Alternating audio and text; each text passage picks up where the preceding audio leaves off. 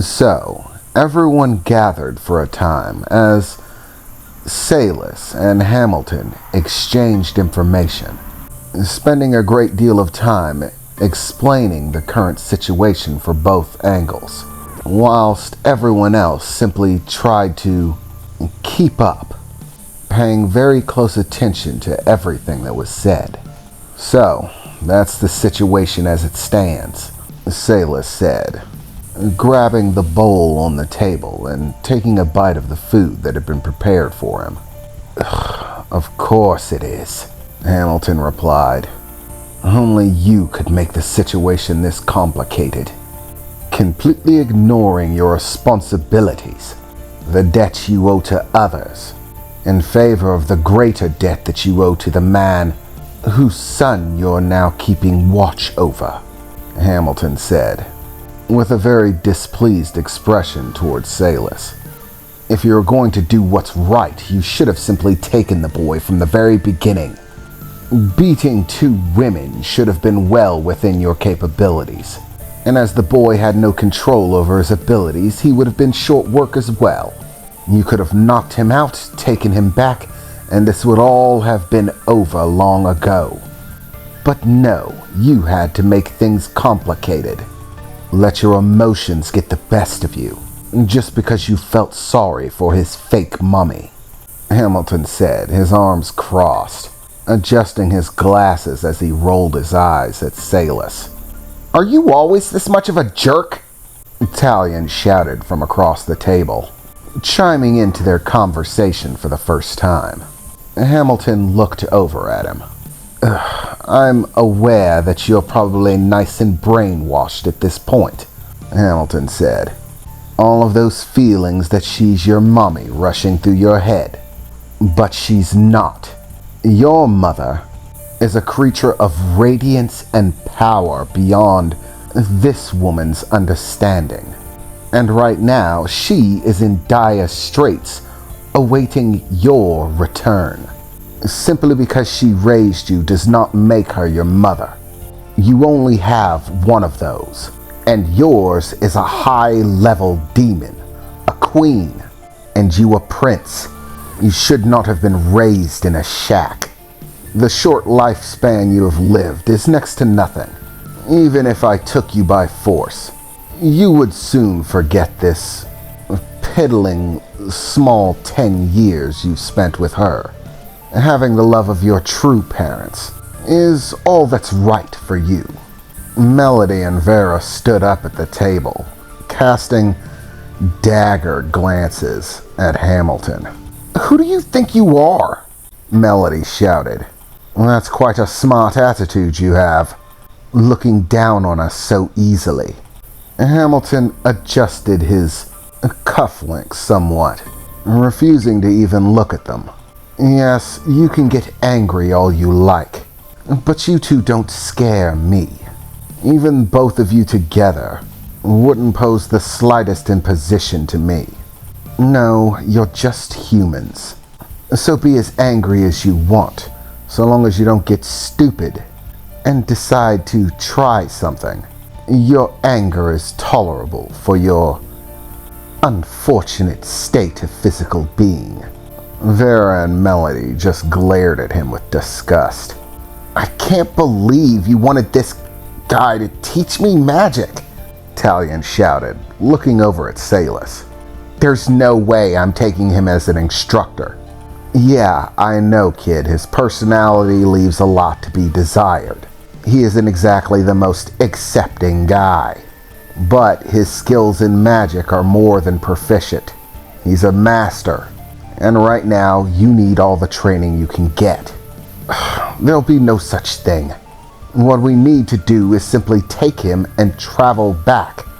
Go back to Matara, where his mother and father are waiting for him. Once he's reunited with them, we can find him a proper magical instructor. I need not be his teacher. You don't know, do you? Salis said, looking over at Hamilton. Know what? You idiot. The gates are down. Yes, you complete buffoon. I'm aware that Matara has confiscated the gates, but with the both of us, they're unlikely to be able to stop our passage. No, you moron, Salus replied. The gates aren't just confiscated or locked. They're actually down. I don't exactly know how, but according to the information we received, there were 2 unexpected breaches in their security. I surmise from your story that the first one was you, but after you breached, there was another one. Someone else came through the gate, and when they did something to it. Not just to that gate, to all the gates that lead into Matara. They scuttled the lot of them. What? Hamilton replied. Yeah, that's right, genius. None of the gates into Matara are working.